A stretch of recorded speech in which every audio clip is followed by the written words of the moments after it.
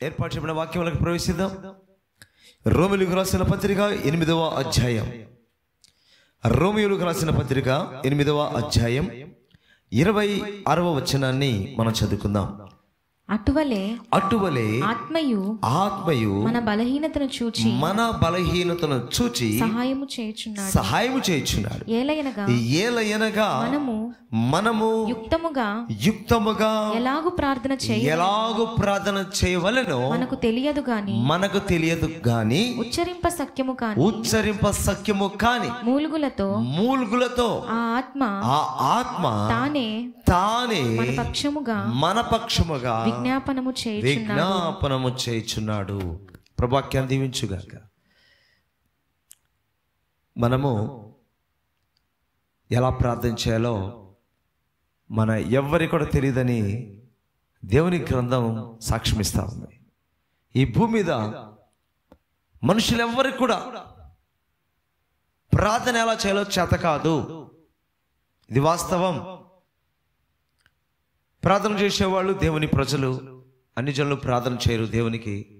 But ప్రార్థన చేసే దేవుని ప్రజలు కూడా ప్రార్థన చేయడము చేత కాదు. ఎందుకు చేత కాదని? ఎంత చక్కగా ప్రార్థన చేస్తున్నాం కదా. మనం గంటలు ప్రార్థన చేయగలుగుతున్నాం. మనకు తెలిసిన భాషలో ప్రార్థన చేస్తున్నాం. తెలియని భాష నేర్చుకొని కూడా అందులో ప్రార్థన చేస్తున్నాం. అన్య భాషల్లో కూడా ప్రార్థన చేస్తున్నాం. ఇంకా చక్కటి స్వరంతో ప్రార్థన చేస్తున్నాం. వ్యాకరణ యుక్తముగా గ్రామటికల్గా ప్రేయర్ చేస్తున్నాం. మంచి వర్డ్స్ పెట్టి ప్రేయర్ చేస్తున్నాం. మరి ప్రార్థన చేత కాదా? ఇప్పుడు మనం చెప్పుకుందంతా కూడా మానవ జ్ఞానంతో, ఒక అన్య భాషల విషయాన్ని పక్కన పెట్టేస్తే మిగతా అన్ని కూడా మానవ జ్ఞానముతో చేసే ప్రార్థన. బైబిల్ మనం చూస్తున్నాం. అటువలే ఆత్మ మన బలహీనత చూచి సహాయం చేయుచున్నాడు. ఏలయనగా మనము యుక్తముగా ఎలాగూ ప్రార్థన చేయవలనో మనకు తెలియదు. యుక్తముగా ఎలా ప్రార్థన చేయాలో మనకు తెలియదు. యుక్తముగా అంటే దేవుడు కోరుకునే రీతిగా ప్రార్థన చేయడము ఈ ప్రపంచంలో ఏ వ్యక్తికి తెలియదు. దేవుడు కోరుకున్నదిగా చేసే ప్రార్థనే సరైన ప్రార్థన. మన ఇష్టంగా చేసే ప్రార్థన, మానవ జ్ఞానంతో చేసే ప్రార్థన ఎంత అద్భుతంగా ఉండొచ్చు. అది వినసొంపుగా ఉండొచ్చు, వినడానికి ఆహా ఓహో అనిపించవచ్చు. ఎంత అద్భుతమైన ప్రేయర్, ఎంత మంచి వర్డ్స్ పెట్టి వాళ్ళు ప్రేయర్ చేశారండి. ఇలా మనం ప్రేయర్ చేయలేకపోతున్నాం అనిపించవచ్చు. ఓకే, అలా ప్రేయర్ చేయడం తప్పని చెప్పట్లేదు, మంచిదే. బట్ ఎవరికి కూడా సేవకుడు కావచ్చు, విశ్వాసులు కావచ్చు, దేవుడు కోరుకున్నట్టుగా ప్రార్థన చేయడం ఎవరికి తెలియదు. అదే మన బలహీనత. ఇక్కడ వాక్యంలో మనం క్లియర్ చూస్తాం. అటువలే ఆత్మయు అంటే పరిశుద్ధాత్ముడు మన బలహీనతను చూచి సహాయం చేయుచున్నాడు. మన బలహీనత చూచి. ఏంటి మన బలహీనత అంటే? మనకు ప్రార్థన చేయడం చేత కాదు, అదే బలహీనత. ఇంకేదో అనుకోపాకండి. బలహీనత అంటే ఇంకేదో కాదు. బలహీనత అంటే మనలో ఉన్న ఒక లోపం. ఏంటి ఆ లోపం అంటే, ఈ వస్తువులో మనం చూసేది ప్రేయర్ చేయడం చేత కాదు, అది మన లోపం, అదే మన బలహీనత. సో పరిశుద్ధాత్మ దేవుడు మనం చూస్తున్నాడు, మనలో ఒక లోపం ఉంది. ఏంటంటే మనం ఎవరికి కూడా ప్రేయర్ చేయడం చేత కాదు. కాబట్టి ఆయన ఏం చేస్తున్నాడంటే ఆయన మనకు సహాయం చేస్తున్నాడంట. ఎలా సహాయం చేస్తున్నాడు? యుక్తంగా ఎలా ప్రార్థన చేయాలో మనకు తెలియదు కానీ ఉచ్చరింప సఖ్యము కానీ మూలుగులతో ఆ ఆత్మ తానే మన పక్షముగా విజ్ఞాపనము చేయుచున్నాడు. అంటే మన ఎవరికి తెలియదు, అదే మన బలహీనత. మన బలహీనత చూచి పరిశుద్ధాత్మ దేవుడు మనకు సహాయం చేస్తున్నాడు. ఎలా సహాయం చేస్తున్నాడంటే ఆయన తానే, పరిశుద్ధాత్ముడు తనకు తానుగానే మనలోకి వచ్చి మనలో ఉండి మన పక్షముగా తండ్రికి విజ్ఞాపన చేస్తున్నాడు. పెదాలే మనయి, లేదా ఈ స్వరం మనది. ఈ పెదాలు, ఈ స్వరము వెనక నడిపించేది హోలీ స్పిరిట్. హల్లెలూయా. ఆ అనుభవం మనకు కావాలి. ఈ అనుభవం దేవుని ప్రజలందరికీ ఉంటుందా అంటే అందరికీ ఉండదు. పరిశుద్ధాత్మను అంగీకరించి పరిశుద్ధాత్మ సహాయముతో ఎవరైతే నడిపింపబడతారో వారికి పరిశుద్ధాత్మ దేవుడు సహాయం చేస్తాడు. పరిశుద్ధాత్ముడే లేదన్నటువంటి ఏమండి బోధలు మనం వింటున్నాం కదా. సో అలా కొంతమంది ఉన్నారు, కానీ అందరూ అలా లేదు. కొంతమంది పరిశుద్ధాత్ముడు ఉన్నాడని ఆయన నేటికి క్రీస్తు యేసక్క విశ్వాసులకు లేక శిష్యులకు ఆయన ప్రజలకు ఆయన సహాయం చేస్తూనే ఉన్నాడని నమ్మే ప్రజలు కూడా ఉన్నారు. కాబట్టి ఆ కోవకు సంబంధించిన వాళ్ళమే మనకు పరిశుద్ధాత్మ దేవుని యొక్క సహాయం కావాలి. మన ప్రార్థనకు చాలా విషయాన్ని కావాలి. బట్ ఈరోజు మనం ప్రేయర్ గురించి మాట్లాడుతున్నాం కాబట్టి ఆ యొక్క టాపిక్ మనం తీసుకుంటున్నాం. పరిశుద్ధాత్మ దేవుని యొక్క సహాయంతో మనం ప్రార్థన చేయగలిగితే తండ్రి అయిన దేవుడు కోరుకున్న రీతిగా సరైన ప్రార్థన చేయగలము. అది నువ్వు టైంతో సంబంధం లేదు. అది తక్కువ ఎక్కువ అనేది కాదు, తక్కువ చేసాం ఎక్కువ చేసాం కాదు, కానీ హోలీ స్పిరిట్ ద్వారా మనం ప్రేయర్ చేయగలిగిన అనుభవం వస్తే దేవుడు కోరుకునే ప్రార్థన మనం చేయగలుగుతాం. లేదు అంటే హోలీ స్పిరిట్ యొక్క సహాయం లేకుండా మన సొంతగా ప్రార్థన చేస్తే అది మన ప్రార్థన 50-50. అది దేవుడు కోరుకున్నట్టుగా ఉండొచ్చు, ఉండకపోవచ్చు. కానీ పరిశుద్ధాత్మ ద్వారా మనం ప్రార్థన చేయగలిగితే 100% 100% దేవుడు కోరుకునే ప్రేయర్ మనం చేయగలం. అది ఏ విషయంలో కావచ్చు. కనుక ఈరోజు మనం చూస్తున్నాం పరిశుద్ధాత్మల గురించి. మన ప్రార్థనకు పరిశుద్ధాత్మ సహాయం అవసరం. సో మనం ఎట్లా ఈ యొక్క అనుభవం మనకు కావాలంటే మన హోలీ స్పిరిట్ ఉన్నటువంటి విషయాన్ని మనం ఎరిగి ఉన్నాం, మరి పరిశుద్ధాత్మను అంగీకరించున్నాం, పరిశుద్ధాత్మను మనం స్వీకరించి అనుభవం ఉన్నాం. కాబట్టి ప్రతిరోజు మనం ప్రేయర్ చేస్తున్నప్పుడు మనము దేవుని అడగాలి, అయ్యా ఈరోజు కూడా నీ ఆత్మతో నింపి నన్ను నడిపించు. వాక్య పరిచయం చేయాలా ప్రభా, నేను వాక్య పరిచయం చేయబోతున్నాను. ఈరోజు నీ ప్రజలకు ఏ మాట కావాలో అది నాకు తెలియదు, నీకు తెలుసు. కాబట్టి నీవు నీ ప్రజలతో మాట్లాడు, నాకు పరిశుద్ధాత్మ నడిపింపు అనుగ్రహించు. లేదా ప్రార్థన చేయాలా ప్రభా, నేను ప్రేయర్ చేయడానికి నీ ఆత్మ నడిపింపు నాకు కావాలి, నాకు సమృద్ధిగా పరిశుద్ధాత్మను అనుగ్రహించు అని ప్రేయర్ ఆరంభంలోనే అలా మనం ఆరంభించగలిగితే, అది పర్సనల్ ప్రేయర్ కావచ్చు, మరొక ప్రార్థన కావచ్చు, అలా చేయగలిగినప్పుడు పరిశుద్ధాత్ముడు వెంటనే మనలోకి ప్రవేశించి ప్రేయర్లో ఆయన మనల్ని లీడ్ చేస్తాడు. లేదంటే వాక్య సందేశంలో నడిపింపిస్తాడు. లేదా ఒక చక్కటి పాట పాడాలనుకుంటాం, ప్రభా ఈరోజు నేను ఏ పాట పాడాలి ప్రభా. మనకు చాలా పాటలు వచ్చి ఉండవచ్చు, చాలా పాటలు వచ్చి ఉండొచ్చు, లేదా చక్కగా కూడా పాడగలగవచ్చు, మంచిదే. బట్ హోలీ స్పిరిట్ లీడింగ్లో ఉన్న వాళ్ళు ఏం చేస్తారంటే, మరి ప్రభా నాకు చక్కటి స్వరం ఇచ్చావు నీకు స్తోత్రం, నాకు చాలా పాటలు నేర్పించావు నీకు స్తోత్రం, అయితే ఈ రోజు నేను ఏ పాట పాడాలి? పరిశుద్ధాత్మ దేవుడు బయలుపరుస్తాడు తెలుసా, ఈ పాట పాడు అంటే ఆ పాట నడిపింపులో పరిశుద్ధాత్మ నడిపింపు వస్తుంది, పరిచర్లో పరిశుద్ధాత్మ నడిపింపు ఉంటుంది. సో మరి ముఖ్యంగా ఈరోజు మనం ప్రార్థన చేయబోతున్నాం. పరిశుద్ధాత్మ నడిపింపులో మనందరం ప్రార్థన చేయాలి అని చక్కగా ఎలా ప్రేయర్ చేయాలో మనలో ఉండి ఆయన మన ముందుకు నడిపిస్తాడు. ఆయన చక్కగా మనల్ని నడిపిస్తాడని. ఇంకా మన జీవితంలో, ఈ విశ్వాస జీవితంలో పరిశుద్ధాత్మ దేవుడు ప్రార్థనతో మనం ఎప్పుడైతే ఇలాగా ఆయన సహాయాన్ని కోరుకుంటామో మిగిలిన అన్ని విషయాల్లో కూడా పరిశుద్ధాత్మ దేవుడు మనకు సహాయం చేస్తూనే ఉంటాడు. అందులో కొన్ని విషయాలు చూద్దామా? ఇదే రోమిలికి రాసిన పత్రిక, ఇదే 8వ అధ్యాయము 1-2 వచనాలు చదువుతాం. కాబట్టి ఇప్పుడు క్రీస్తు యేసునందున్న వారికి ఏ శిక్షా విధియు లేదు. క్రీస్తు యేసునందు జీవమునిచ్చు ఆత్మ యొక్క నియమము పాప మరణముల నియమము నుండి నన్ను విడిపించెను. ఎట్లనగా ధర్మశాస్త్రము దేనిని చేయజాలకపోయెను దాన్ని దేవుడు చేశాను. ఇక్కడ పరిశుద్ధాత్మ దేవుని యొక్క కార్యాన్ని చూస్తున్నాం. క్రీస్తు యేసునందు జీవమిచ్చు ఆత్మ, క్రీస్తు యేసునందు జీవమిచ్చు ఆత్మ. మన యేసుక్రీస్తుల విశ్వాసం ఉంచిన తర్వాత మనము నిత్య జీవాన్ని పొందుకుందాం. ఓకేనా? ఈ నిత్య జీవాన్ని పొందుకోవడంలో పరిశుద్ధాత్మ దేవుడు ఆ కార్యక్రమంలో ఆయన పని కూడా చేస్తున్నాడు. ఏం చేస్తున్నాడంటే, ఆత్మ యొక్క నియమము ఏంటంట? పరిశుద్ధాత్మ యొక్క నియమము ఏంటంట? పాప మరణముల నియమము నుండి నన్ను విడిపించెను. మనందరూ కూడా పాపము ద్వారా వచ్చే మరణము ఇదొక నియమం. ఈ నియమంలోకి వెళ్ళిపోయాం మానవ జాతి మొత్తం. పాపం ద్వారా వచ్చే మరణం, ఈ నియమంలోకి మానవ జాతి అంతా వెళ్ళిపోయింది. ఆదాము దగ్గర నుంచి యేసుక్రీస్తులో విశ్వాసం ఉంచిన తర్వాత పరిశుద్ధాత్మ దేవుడు మనలో చేసే ఒక ప్రత్యేకమైన కార్యం ఏంటంటే, పాప మరణముల నియమము నుండి ఆత్మ దేవుడు విడిపించాడు. హల్లెలూయా. అదే కదా మనం ఇక్కడ చూస్తున్నాం. అదే ఎంత చక్కగా దేవుడు రాయించాడు చూడండి.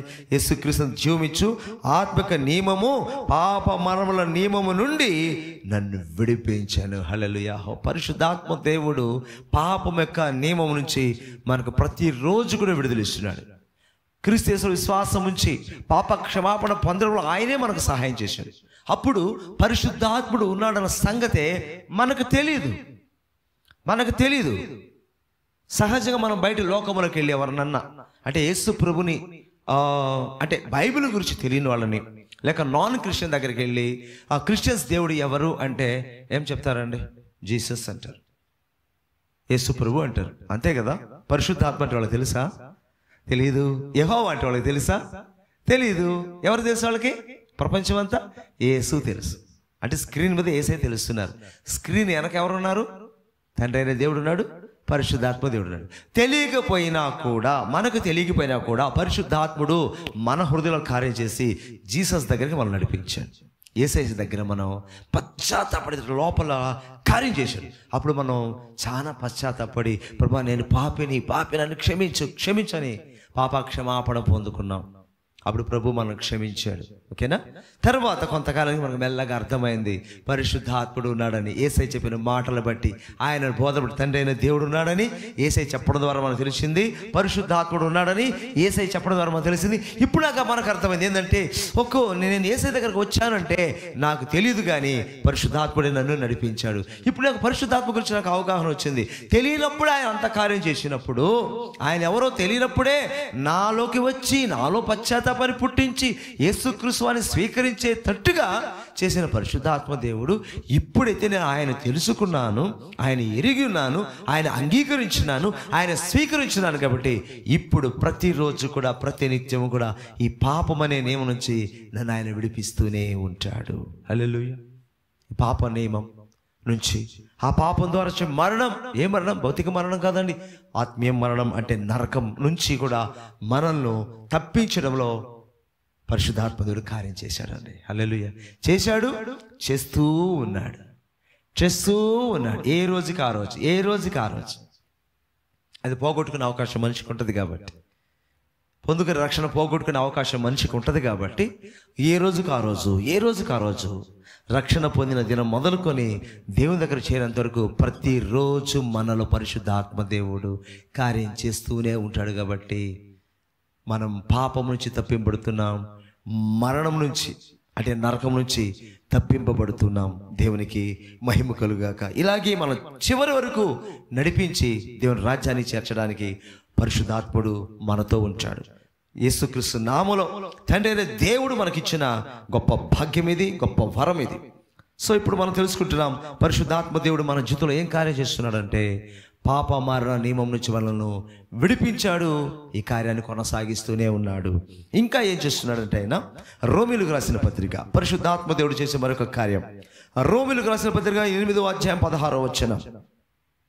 8:16 మనము దేవుని పిల్లలమని ఆత్మ తానే మన ఆత్మతో కూడా సాక్ష్యమిస్తున్నాడు. మనము దేవుని పిల్లలమని. మనం ఎవరంట? దేవుని పిల్లలం, దేవుని కుమారులము, కుమార్తెలము. కామన్గా చెప్పండి దేవుని పిల్లలం. సరేనా? మొదట దేవుని పిల్లలం, తర్వాత ఇంకేమైనా అయి ఉండొచ్చు మనం. సరే, మొదట ఏమయ్యాం? దేవుని పిల్లలయ్యాం. ఆ పిల్లలు ఎదిగిన తర్వాత కొంతమందికి దేవుడు కొన్ని బాధ్యతలు ఇచ్చి, కొంతమంది సువార్థికులుగా, కొంతమంది సేవకులుగా, సంఘ కాపురులుగా, ఇవన్నీ తర్వాత ముందు ఏమయ్యాం? ముందు దేవుని పిల్లలయ్యాం. సో మన దేవుని పిల్లలమని మనలో ఉన్నటువంటి ఈ మానవ ఆత్మకు పరిశుద్ధాత్మ దేవుడు సాక్ష్యమిస్తూ ఉన్నాడు, నీవు దేవుని బిడ్డవు, నీవు దేవుని బిడ్డవు అని మన ఆత్మకు సాక్ష్యం ఇస్తూ ఉన్నాడు. పరిశుద్ధాత్మ దేవుడు మనలో చేసే కార్యం ఏంటి? దేవుని పిల్లలమని మనకు సాక్ష్యం ఇస్తూ ఉన్నాడు ఆయన. ఎందుకు ఈ మాట చెప్తున్నానంటే కొన్నిసార్లు మనం మర్చిపోయి ఒక సాధారణమైన మనిషిలాగా నడుచుకుంటాం, ప్రవర్తిస్తూ ఉంటాం. సాధారణమైన మనిషిలాగా నడుచుకుంటాం, ప్రవర్తిస్తాం.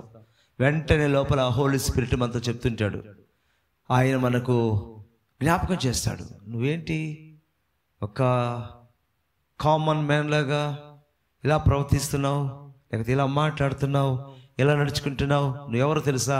నువ్వు దేవుని బిడ్డ, నువ్వు దేవుని. అప్పుడు వెంటనే గుర్తుకొచ్చి నేను దేవుని బిడ్డ. అక్కడ ఆగిపోతాం. ఎవరైనా కావచ్చు, ఎవరైనా. కొన్ని పరిస్థితుల్లో మనం ఇంకా శరీరాన్ని కలిగి ఉన్నాం కాబట్టి, ఈ భూమి మీద ఉన్నాం కాబట్టి, మనం కొన్నిసార్లు మన యొక్క స్థితిని మనం మర్చిపోతాం. మనం కూడా అందరిలాగే కొన్నిసార్లు ప్రవర్తిస్తూ ఉంటాం. ఎందుకంటే మన మనుషులం కాబట్టి, మానవ స్వభావం మనలో ఇంకా ఉంది కాబట్టి, మన మనుషులు మనలో మానవ స్వభావం ఇంకా కూడా ఉంది. అందుకనే పౌలు గారు ఒక మాట అంటారు. ఏమంటారు తెలుసా? నేను ఏది చేయాలనుకుంటున్నానో దాన్ని చేయలేకపోతున్నాను, ఏది చేయకూడదు అనుకుంటున్నానో దాన్ని మరలా చేస్తున్నాను. నా శరీరానికి ఆత్మకు నిరంతరం పోరాటం జరుగుతూ ఉంది అని చెప్తాడు ఆయన. ఆత్మ శరీరానికి, శరీరం ఆత్మకు ఒకదానికొకటి ఎలా ఉందంట? సమాధానంగా ఉందా? అనుకూలంగా ఉందా? సమాధానంగా లేదు, అనుకూలంగా లేదు. ఒకదానికొకటి వ్యతిరేకంగా కార్యం చేస్తున్నాయి. సో ఈ రెండు పోరాటంలో మనం ఉంటాం. కొన్నిసార్లు శరీరం కోరుకున్నట్టుగా నడుచుకోవాలని మనసు మనకు ఆశ కలిగిస్తుంది. ఈ మనసు ఏంటంటే రెండు పార్టీలు వైపుకుంటుంది మనసు. ఈ మైండ్ అనేది కొన్నిసార్లు మన శరీరం వైపు కాసేపు ఉంటుంది, ఈ మైండ్ కొన్నిసార్లు ఆత్మ వైపు ఉంటుంది. పార్టీలు మారుతూ ఉంటుంది అనమాట. ఏది బలంగా దానికి వెళ్ళిపోతుంది. అధికార పార్టీ ఏది ఉంటే అభ్యర్థులు దానిలోకి వెళ్ళిపోతున్నట్టుగా మనం చూస్తుంటాం కదా. సో మన మైండ్ కూడా శరీరం బలంగా ఉందనుకో, శరీరం వైపుకి వచ్చేస్తుంది మనసు. నేను నీతోనే ఉంటాలే, నీతోనే ఉంటా అంటది. శరీరం బలంగా, ఆత్మ బలంగా ఉందనుకో, అప్పుడు ఈ మనసు అంటది, నేను నీతోనే ఉంటాలే, నీ చెప్పినట్టే నేను చేస్తానే అంటది. సో ఈ మనస్సు అనేది ఏంటంటే ఈ మైండ్ ఒకటి శరీరం పక్షంగా ఉండడానికి ట్రై చేస్తుంది, లేక లోపల ఆత్మ ఉందే దాని పక్షంగా ఉండడానికి ట్రై చేస్తుంది. ఒక దగ్గర ఉండదు, అది మారుతూ ఉంటుంది. అప్పుడు మనకి పెద్ద పోరాటం అయిపోద్ది. చిన్న పోరాటం కదా, అది పెద్ద పోరాటం. అందుకనే అప్పుడప్పుడు మనం కొన్నిసార్లు ఏమవుతుంటే ఏది చేయాలో దాన్ని చేయబోతున్నాం, ఏది చేయకూడదనో దాన్ని మరలా రిపీట్ చేస్తుంటాం. వద్దు అనిపిస్తుంది కానీ అదే చేస్తుంటాం. మానవ నైజం, మానవ స్వభావం ఇది మనలో చచ్చేదాకా ఉంటుంది. వయసు సంబంధాలే. మీరు అనుకోవచ్చేమో ఒక వయసు అయిపోతే అన్నీ పోతాయని. ఏం పోవు, ఆడిపోతాయి, ఏం పోవు. కాకపోతే ఈ శరీరంలో రకరకాల జబ్బులు వచ్చేసి ఒక వయసుకి రాగానే రకరకాల జబ్బులు వస్తాయి. లేస్తే కూర్చోలేక, కూర్చుంటే లేయలేక, అలా ఈ శరీరం సహకరించకుండా అలా మూల కూర్చుంటాను తప్ప స్వభావం అయితే మారదు. అప్పుడప్పుడు అంటుంటారు అసలు నేరుగానే వయసులో ఉంటే అంటే లోపల ఉంది ఇంకా, నేను వయసులో ఉంటే నాలో కానీ శక్తి ఉంటే అంటే లోపల ఉంది, బట్ శరీరం అనుకూలించట్లా. అంటే దాన్ని ఏమంటాము? దాన్ని మార్పు అనరు ఎవరు. అది మార్పు కాదు, నీ శరీరం నీకు సహకరించట్లా అంతవరకే. ఇది మారలేదు. శరీరం నీకు సహకరించట్లా. శరీరం సహకరిస్తే ఎన్ని ఘోరమైన పనులన్నా ఆ వ్యక్తి చేస్తాడు, ఎంత వయసులో అయినా కావచ్చు. సో వయసుకి దానికి సంబంధం లేదు. ఎందుకు మాట చెప్పారంటే ఒక వయసు దాకా వెళ్ళంటే ఆ వయసు దాటిపోయిన తర్వాత ఏముందండి, ఏముంటుంది? ఏ మార్పు ఉండదు. మార్పు అనేది రావాలి. సో ఎందుకు చెప్తానంటే ఇలాగే మనం కొనసాగాలని చెప్పట్లేదు, బట్ మనకు ఒక అవకాశం ఉంది. ఏంటి అవకాశం అంటే మనము పరిశుద్ధాత్మతో నింపబడే అనుభవం ఉంటే ఇప్పుడు నేను చెప్పుకుంటూ వచ్చాను కదా, ఇది సాధారణమైన విశ్వాసాల పరిస్థితి. కానీ ఆత్మలో ఎదిగే కొలది ఏమో తెలుసా? ఆత్మ వర్ధిల్లుచున్న కొలది అంతరంగ పురుషుడు వర్ధిల్లుచున్న కొలది బాహ్య పురుషుడు ఏమవుతాడు? కృషిస్తూ ఉంటాడు. బాహ్య పురుషుడు కృషిస్తాడు, అంతరంగ పురుషుడుగా ఆత్మ వర్ధిల్లుతుంది. అప్పుడు ఆత్మకే విజయం వస్తుంది. పరిశుద్ధాత్మ దేవుడు మన ఆత్మీయ జీవితానికి విజయం ఇవ్వడానికి మనకు సహాయం చేస్తాడు. నువ్వు చిన్న వయసు కావచ్చు, నువ్వు యవనస్తుడు కావచ్చు, నువ్వు మధ్య వయసు కావచ్చు, నీ ముసలి వయసు కావచ్చు, ఏ వయసులో అయినా నీ శరీర స్వభావం అలాగే ఉంటుంది. కాబట్టి అప్పుడు కూడా జయించడానికి మన పరిశుద్ధాత్మ అవసరం కావాలి. హల్లెలూయా. సో పరిశుద్ధాత్మ దేవుడు ఏం చేస్తావు తెలుసా? నువ్వు దేవుని బిడ్డవు, నువ్వు దేవుని కుమారుడు, నువ్వు దేవుని కుమార్తెవని మనతో సాక్ష్యం ఇవ్వడం వల్ల మనం ఏం చేస్తాం? వెంటనే అక్కడ ఒక స్టెప్ వేసిన రెండో స్టెప్ వేయకుండా మనం అక్కడ ఆగిపోతాం. ఒక స్టెప్ వేసేస్తాం, ఒక స్టెప్ అయితే వేస్తాం, కానీ రెండో స్టెప్ వేసే లోపల హోలీ స్పిరిట్ మనతో ఆ సాక్ష్యం ఇస్తాను. నువ్వు దేవుని బిడ్డవయ్యా, నువ్వు దేవుని కుమార్తెవమ్మా, ఆగు, ఎక్కడికి ముందుకెళ్తున్నావు? అప్పుడు మనం ఏం చేస్తామంటే ఒక స్టెప్ ముందుకు వేసాము కదా, అంటే ఏ స్టెప్ అంటే దేవునికి వ్యతిరేకమైన స్టెప్, దేవునికి వ్యతిరేకమైన స్టెప్ వేసాం కదా, వెంటనే వెనక్కి తీసేసుకుంటాం. అది ఎప్పటి వరకు ఉంటుందంటే ఈ యొక్క అనుభవము పరిశుద్ధాత్మతో మనం నింపబడుతూ కొనసాగేంత వరకు. ఒకవేళ మనం వదిలేసి దూరం అయిపోయాం అనుకోండి, అంటే నీ సొంత జ్ఞానంతో, నీ సొంత శక్తితో, నీ సొంత బలంతో నువ్వేదో ఆధ్యాత్మిక జీవితంలో నేను గెలుస్తాను అనుకుంటే దమ్మని పడిపోతాం అంతే. అప్పుడు దాకా తెలీదు మనకి, అంటే నా శక్తితో నేనేం చేయలేనా, నా జ్ఞానంతో నేనేం చేయలేను, ఇంతవరకు పరిశుద్ధాత్ముడు నాలో ఉన్నాడు కాబట్టే నేను జయించుకుంటూ వచ్చా, ఇప్పుడు ఆయన లేకుండా నేను ఏం చేయలేదు.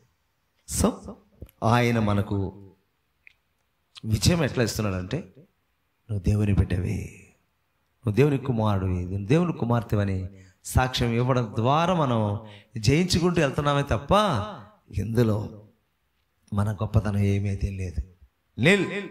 ఎవరైనా కావచ్చు, ఎంత గొప్ప వ్యక్తులైనా కావచ్చు, వాళ్ళైనా ఇచ్చే సాక్ష్యం ఒక్కటే, ఆయన లేకపోతే నేను జయించలేను. ఓకే, ఇంకొక విషయం చూద్దాం.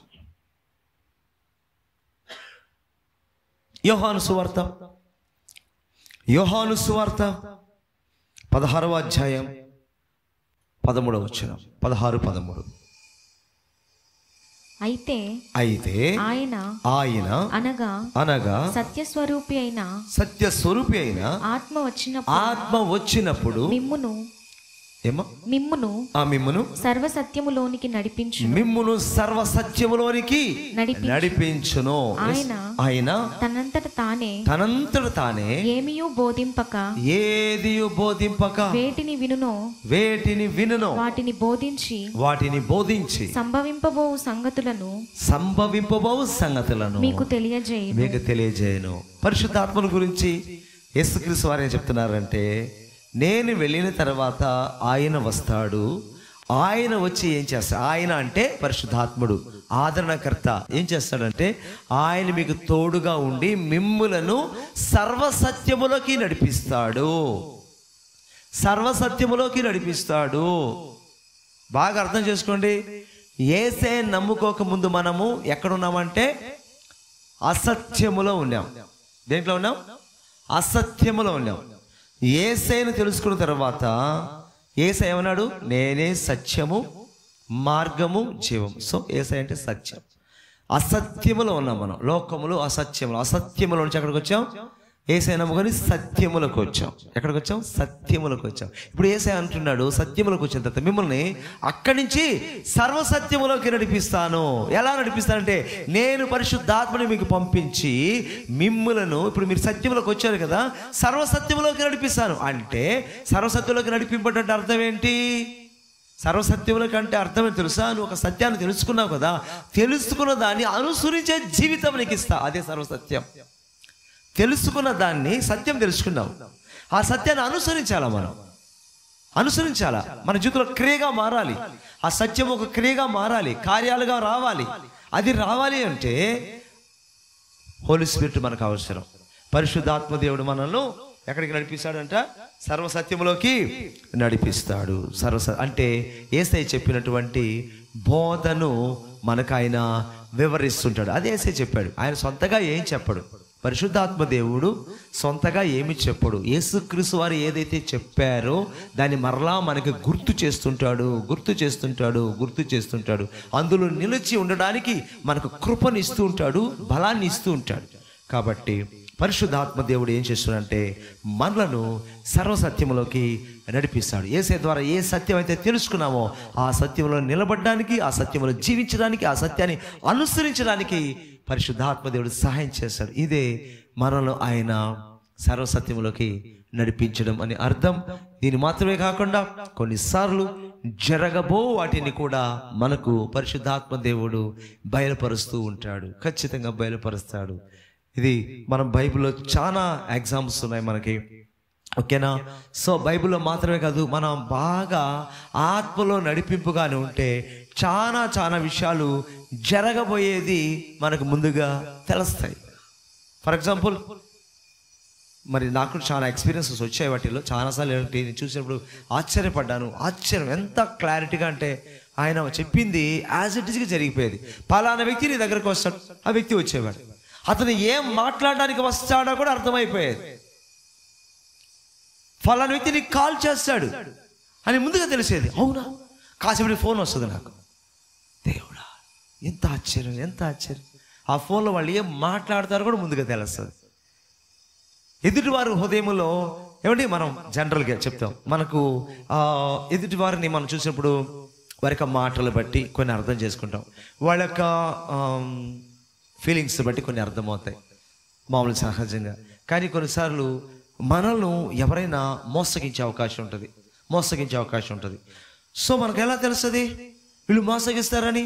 మోసగించే వ్యక్తి మోసగించేటట్టుగా మనతో ఉండకపోవచ్చు, మంచిగా ఉండొచ్చు, నీతో చాలా మంచిగా ఉండొచ్చు, నీ మేలు కొర వ్యక్తిగా ఉండొచ్చు ఆ వ్యక్తి. కానీ లోపల నీకు ఒక కీడు చేయాలని ఉంది అనుకోండి, మానవ రీత్యా మనకైనా అర్థమవుతుందా? అర్థం కాదు. పరిశుద్ధాత్మ దేవుడు బయలుపరుస్తారు తెలుసా? పరిశుద్ధాత్మ దేవుడు బయలుపరిచేస్తాడు. ఇదిగో వాళ్ళతో సమాధానంగా ఉన్నారు అనుకుంటున్నావా? వాళ్ళతో చక్కగా మాట్లాడుతున్నారు అనుకుంటున్నావా? వాళ్ళ లోపల ఏముందో తెలుసా నీకు అంటాడండి. ఎదుటి వారి యొక్క హృదయాన్ని అట్లే మనం చూసేవచ్చు. వాళ్ళ లోపల మన గురించి వాళ్ళు ఏమనుకుంటున్నారు, ఎలా అనుకుంటున్నారు, ఎటువంటి ఉద్దేశాలు కలిగి ఉన్నారు అన్నది మనకు పరిశుద్ధాత్మకుడు బయలుపరిచినప్పుడు చాలా రకాలైన ప్రమాదాల నుంచి, కీడుల నుంచి తప్పింపబడే అవకాశం అయితే మనకుంటుంది. వాళ్ళ పై రూపాన్ని బట్టి, లేక వాళ్ళ మాటను బట్టి, వాళ్ళ యొక్క ఎక్స్ప్రెషన్ బట్టి మనము కానీ అట్లాగే నమ్మేస్తే మోసపోయే అవకాశాలు ఉంటాయి, లేదా నష్టపోయే అవకాశం ఉంటుంది. కొన్నిసార్లు ఆ నష్టము చాలా పెద్దదిగా ఉండవచ్చు, లేదా జీవితమే నాశనం అయిపోవచ్చు. చెప్పలేము. మామూలుగా ఉంటే, సాధారణమైనటువంటి శ్వాస జీవితంలో ఉంటే. అయితే పరిశుద్ధాత్మ దేవుడు మనకు తోడుగా ఉన్నప్పుడు ఆయన మనల్ని సర్వసత్యంలోకి నడిపించడం మాత్రమే కాకుండా మనకు ఏది అవసరమో దాన్ని ఆయన మనకు బయలుపరుస్తాడు. ఎక్కడికి వెళ్ళాలో ఎక్కడికి వెళ్ళకూడదో చెప్తాడు. ఎవరితో నువ్వు సహవాసం చేయాలో ఎవరితో సహవాసం చేయకూడదో కూడా చెప్తాడు. అర్థమవుతుందా? నువ్వు ఏం మాట్లాడాలి ఏం మాట్లాడకూడదో నీకు చెప్తాడు ఆయన. దేవునికి స్తుతి కలుగును గాక. కనుక ఆత్మదేవుడు అద్భుతాలు చేస్తాడండి. పరిచర్యలు అయితే ఇలాంటివితే చాలాసార్లు మేమైతే దేవుని ఆత్మ ద్వారా బయలుపరచబడిన దాన్ని బట్టి ఎన్నో సమస్యల నుంచి మేము తప్పింపబడ్డాం. ఎన్నో చోట్ల దేవుడు మాకు ఘనతను ఇచ్చాడు. ఆ ఘనతను పొందుకునే అవకాశం మాకు దొరికింది. అంటే అవమాన పాలు కాకుండా ఘనతను పొందే అవకాశం దేవుడు ఇచ్చాడు. చాలా జరుగుతాయండి. సో వాళ్ళు దేవుని బిడ్డలే కదా, వాళ్ళు కూడా క్రైస్తవులే కదా, వాళ్ళు కూడా లేకపోతే దేవుని సేవ చేసేవాళ్ళు కదా, వాళ్ళు మంచిగానే ప్రవర్తిస్తారులే, వాళ్ళ మాటలు కరెక్టే మనం కొన్నిసార్లు అనుకుంటాం. కొన్నిసార్లు చాలా ఇబ్బంది గురి చేస్తాయి కొన్ని మాటలు.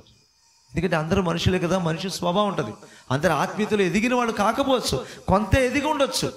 సో కొంత ఎదిగి వాళ్ళంతా శరీర సంబంధమైన ప్రజలుగా ఉంటారు. చాలా చోట శరీర సంబంధమైన క్రైస్తవులు. ఈరోజు బైబిల్ పట్టుకునే వాళ్ళందరూ కూడా దేవుడు చెప్పినట్టు జీవిస్తున్నారా? లేదు కదా.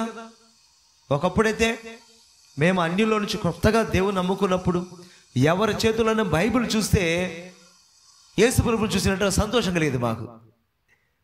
ఎవరి చేతిలో బైబిల్ ఉందనుకో, అమ్మా వీళ్ళు క్రిస్టియనా, వీళ్ళు కొత్త కదా, తెలియదు కదా, వీళ్ళు క్రిస్టియన్, వీళ్ళ చేతిలో బైబిల్ ఉంది. సో వాళ్ళని చూస్తే యేసు ప్రభువుని చూసేంత సంతోషం మాకు కలిగేది.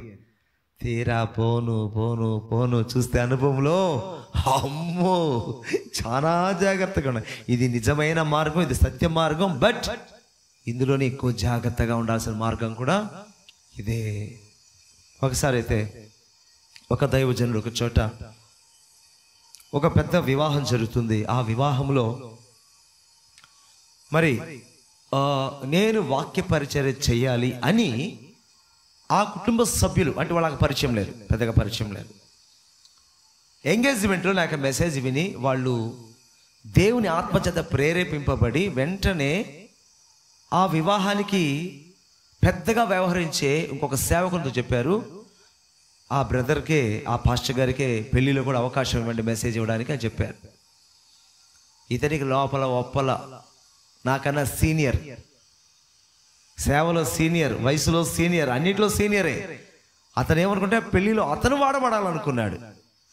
బట్ వాళ్ళేమంటే నేను మెసేజ్ ఇవ్వాలని అతనితో చెప్పేశారు. అతను వాళ్ళకి ఏం చెప్పలేక ఒక ప్లాన్ చేశాడు. ఏంటంటే నాకు చెప్పాల, బ్రదర్ మీరే మ్యారేజ్లో మెసేజ్ ఇవ్వాలని అతను చెప్పాల. నేను మామూలుగా పెళ్ళికి వెళ్ళాం, అమ్మాయితో పాటు వెళ్ళాం. నేనేమనుకున్నాను, ఆ డయాస్ మీద ఒక 20 మంది సేవకులు కూర్చున్నారు, పెద్ద డయాస్. నేను పెళ్లి కూతురుతో పాటు ప్రేయర్ చేసి, నేను నా భార్య కలిసి పెళ్లి కూతురు రెడీ చేసుకొని అమ్మాయితో పాటు వచ్చాం. నేనేమనుకున్నాను, ఒక ప్రేయర్ ఇస్తారేమో అనుకున్నా, జస్ట్ అనుకుంది అదే. సడన్గా డాష్ మీదకి పిలిచారు, వెళ్ళి కూర్చుని వెంటనే ఈ సమయంలో బాబు భాష వాక్యం అందిస్తారని చెప్పారు. దేని తెలుస్తుంది, కుయుక్తి, అవమానపరచడం. ఎట్లా అంటే సడన్గా చెప్తే మెసేజ్ ఏం చెప్పాలండి మెసేజ్? ఎన్ని రిఫరెన్స్లు గుర్తుంటాయి మనకి? 2, 3 గుర్తుండొచ్చు. ఒక డెప్త్గా చెప్పాలంటే కుదరదు కదా. అంటే అతనికి ఉద్దేశం ఏంటంటే ఇతనికి సడన్గా పిలిస్తే సరిగా చెప్పలేడు, సో డమ్మీ అయిపోతాడు ఇక్కడతో, ఇక ఏదైనా మాకే అప్పగిస్తారని ఆయన అనుకున్నాడు, ఆ పాస్టర్ అనుకున్నాడు. కానీ జరిగింది ఇంకొక సంఘటన తెలుసా? ఆ పెళ్ళికి మేము వెళ్ళిన తర్వాత తెల్లవారుజామున 4 గంటలకి దేవుడిని తట్టి లేపాడు. ఉలికి పడేశాను. స్వరం వినిపిస్తుంది, వాక్యానికి సిద్ధపడు, ఈరోజు నువ్వే మాట్లాడాలి. నేనా? నాకెవరు చెప్పలేదే. అబ్బాయి ఇంటోడు చెప్పలా, ఆ మీడియేటర్ ఉన్న పాస్టర్ ఆయన చెప్పలేదు.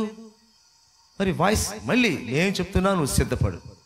ఉదయం 4 గంటలకు ప్రేయర్లో ఉండి మెసేజ్ ప్రిపేర్ చేసుకున్నా. ఆ సంగతి వాళ్ళకి తెలియదు. పరిశుద్ధాత్మదేవుడు నన్ను సిద్ధపరిచేశాడు ముందుగానే మెసేజ్కి. నిలబడి అక్కడ మెసేజ్ ఇచ్చిన తర్వాత నేను చాలా సంతోషపడేది. అదే ఏ మ్యారేజ్లో అయినా వాక్యమే వినరు, కానీ ఆ మ్యారేజ్లో 1000 మంది పైన వచ్చినారు. 1000 మంది చక్కగా విన్నారు. అందులో చాలా మంది నోట్స్ రాసుకున్నారు. మ్యారేజ్లో నోట్స్ రాసుకుంటారు ఎక్కడైనా? వాక్యమే సరిగా వినరు. అలాంటిది విని చాలా మంది నోట్స్ రాసుకున్నారు. ఆఖరికి ఏమని తెలుసా, ఎవడు తీసిన గోతులో వాడే పడతాడు అన్నట్టుగా నన్ను అవమానానికి గురి చేయాలనుకున్న వ్యక్తి ఏం చేశాడు తెలుసు? అతను మ్యారేజ్ రిజిస్టర్గా ఉన్నాడు, అతను మైండ్ పనిచేయాల, మైండ్ దొబ్బేసింది అంటాడు, మనం పనిచేయాల, ఏదేందో చేస్తున్నాడు. ఇటంటాడు, ఆ తాళి పుట్టేది అంటాడు, అమ్మాయి అబ్బాయిని ముందుగా తాళి కట్టకముందే మీరు మోకరించి అనేసి, ఎందుకు మోకరించి పక్కన వాళ్ళకి చూస్తారు, ఎందురైనా పిచ్చిగా చేస్తున్నాడు, ఎందురైతేనో మైండ్ పోయింది, ఆడ ఆబ్సెంట్ అయిపోయింది. తర్వాత మళ్ళీ పైకి వెళ్ళండి అండి అమ్మాయిని అబ్బాయిని, పెళ్లి కూతురు పైకి ఆ తాళి పెట్టి కట్టండి, అంతా బిత్తరగా చేస్తున్నాడు. అక్కడ ఉన్న వాళ్ళు ఏం చెప్పేది తెలుసా? ఆ పాష చక్కగా వాక్యం చెప్పాడే, ఆయన చేతే పెళ్లి చేయించాడు, పొయ్యి ఉండదా అన్నారు. ఎందుకు చెప్తున్నానండి? నా గొప్పతనం కాదు. అక్కడ పరిశుద్ధాత్మ దేవుడు కానీ నాకు చెప్పకపోతే నా పరిస్థితి ఏంటి? అది మెయిన్ పాయింట్. ఆత్మదేవుడు నాకు ముందుగా చెప్పి సిద్ధపరిచాడు, సరిపోయింది. సో పరిశుద్ధాత్మదేవుడు మనకు జరగబోయే వాటిని తెలియపరుస్తాడైనా. చాలా ప్రమాదాల నుంచి తప్పింపడతాం, చాలా అవమానం నుంచి తప్పింపడతాం, చాలా నష్టాల నుంచి కూడా తప్పింపడతాం. మన ఆత్మీయ జీవితం కూడా కొన్నిసార్లు నష్టపోకుండా ఉంటుంది. దేవుడు మనతో మాట్లాడతాడు. దేవుడు ఇప్పటికి కూడా, ఈ రోజుటికి కూడా ఓ చిన్న 10 నిమిషాలు మెసేజ్ చెప్పాలన్నా కూడా నా దేవుని నేను అడుగుతా, ప్రభా నాకు నీ ఆత్మ నడిపింపు నాకు కావాలి. ఈరోజు నేను ఏం చెప్పాలి ప్రభా, నేనేం చెప్పాలి? ఇప్పటికీ 10 నిమిషాల మెసేజ్కైనా సరే, 1 అవర్ మెసేజ్ అయినా కావచ్చు, ప్రభువుని అడిగి ఆయన ఆలోచన తెచ్చుకోకుండా ఒక్క మాట నేను మాట్లాడను. అది అప్పటి నుంచి ఇప్పటి వరకు నాకున్నటువంటి పర్సనల్ ఎక్స్పీరియన్స్. సో అందుకనే నేను అందరికీ అదే చెప్పాను, విశ్వాసం సేవకులాగా పరిశుద్ధాత్మక నడిపింపులో మనం ఉండాలి. అప్పుడు ఆయన మనల్ని క్రీస్తు యొక్క బోధలోకి నిలిచినట్లుగా, అంటే సర్వసత్యం నడిపిస్తాడు. జరగబోయే వాటిని ముందుగా నీకు బయలుపరిచి నిన్ను భద్రపరచాడు. అలాంటి చాలా కార్యాలు బైబిల్లో ఉన్నాయి. అవే ఇప్పుడు మన జీవితంలో జరుగుతున్నాయి. బైబిల్లో లేనివి ఏం జరగట్లా, బైబిల్లో ఉన్నవే అక్కడ ఎగ్జాంపుల్గా అన్ని దేవుడు రాయించాడు. అవన్నీ మన జీవితంలో మనం ఈరోజు అనుభవించగలుగుతున్నాం. మంచిదండి. చివరి ఒక్క మాట చెప్పి ముగిచ్చేస్తాను. అపోస్తులు 1:8 పరిశుద్ధాత్మకుడు ఇంకా మనతో ఉండి ఏం కార్యం చేస్తాడో తెలుసు ఆయన. అపోస్తులు 1:8 అయినను పరిశుద్ధాత్మ మీ మీదకి వచ్చినప్పుడు మీరు శక్తి నొందెదరు. గనుక మీరు యెరూషలేములోను యూదయ సమరయ దేశములంతటను భూదిగంతముల వరకును నాకు సాక్షులై ఉందురని వారితో చెప్పాను. కనుక పరిశుద్ధాత్మ దేవుడు మనకు ఇంకా ఎలా సహాయం చేస్తాడంటే, మనము యేసయ్య కొరకు బలమైన సాక్షులుగా జీవించడానికి శక్తినిస్తాడు. ఆయన శక్తి ఇస్తేనే మనం యేసయ్య కొరకు సాక్షులుగా జీవించగలం. ఒక విశ్వాసిగా నువ్వు సాక్షిగా జీవించాలన్నా, ఒక సేవకుడిగా సాక్షిగా జీవించాలన్నా, సేవ చేయాలన్నా పరిశుద్ధాత్మ శక్తి మనకు అవసరం. పరిశుద్ధాత్మక శక్తి అనుభవం లేకపోతే మనం ఏమీ చేయలేం. దైవజనులు పాల్ యాంగచో గారు ఒక చెప్పిన చక్కటి మాట, అన్య జనుల నుంచి దేవుడు ఆయన దర్శించాడు, భయంకర రోగం నుంచి చేసే స్వస్థపరిచాడు, విశ్వాసిగా మారాడు. తర్వాత దేవుడు సేవ చేయమని చెప్తే సేవలకు వచ్చాడు. సేవలకు వచ్చిన తర్వాత పరిశుద్ధాత్మ శక్తితో సేవ చేయాలని ఆయనకు తెలియదు. సేవలకైతే వచ్చాడు, దేవుడు పిలిచాడు, వచ్చేసాడు. ఈయన జనరల్గా బైబిల్ బాగా చదవడం మంచిదే, కాదని చెప్పను, బాగా అంటే జస్ట్ ఆయన ఒక మానవ ప్రయత్నంలో బాగా చాలా విషయాలు తెలుసుకున్నాడు. అద్భుతంగా ప్రసంగాలు చేస్తున్నాడు. ఎంత అద్భుతంగా ప్రసంగం చేసినా సేవ అభివృద్ధి చెందటం లేదంట. అర్థం కావట్లేదు. కొంత దూరంలో ఒక సహోదరి సేవ చేస్తుందంట. అక్కడ జనాలు కొల్లలుగా వస్తున్నారంట. ఈయన ఒకసారి అక్కడికి వెళ్ళి విన్నాడంట. వాక్యం వింటే సింపుల్గా ఉందంట మెసేజ్. ఈయన చెప్పేంత డెప్త్గా లేదు, జ్ఞానంగా లేదు, చాలా వెరీ వెరీ సింపుల్గా ఉందండి మెసేజ్. బట్ అక్కడ జనాలు పోగులు వచ్చేస్తున్నారంట. అర్థం కాలేదు ఈయనకి. ఇంత అద్భుతమైన సందేశం నేను చెప్తుంటే ప్రజలు ఇక్కడ రావటం లేదు. అక్కడ ఏమి చెప్పరు, అంత జనాలు వస్తున్నారు. ఏంటి అంటే, దేవుని దగ్గర మొరపెడుతుంటే దేవుడు చెప్పాడంట, నీవు నా శక్తిని పొందకుండా నీ జ్ఞానంతో సేవ చేయాలనుకుంటున్నావు. ఏంటి? నా శక్తితో కాకుండా నీ జ్ఞానంతో సేవ చేయాలనుకుంటున్నావు. అందుకని ఇలా ఉంది అని చెప్పినప్పుడు వెంటనే ఆయన కూడా అప్పటి నుంచి దేవుని వాక్యాన్ని అద్భుతంగా ప్రకటించడం ఎంత అవసరమో అది అవసరమే. బైబిల్ వాక్యాన్ని లోతుగా చెప్పడం అవసరమే. దానికి ఏం తోడు కావాలి? దేవుని శక్తి కావాలి. అంటే పరిశుద్ధాత్మ శక్తితో నింపబడితే నేను నా పరిచర్యను దేవుడు బ్లెస్ చేస్తాను. అప్పటి నుంచి మొదలు పెట్టాడు.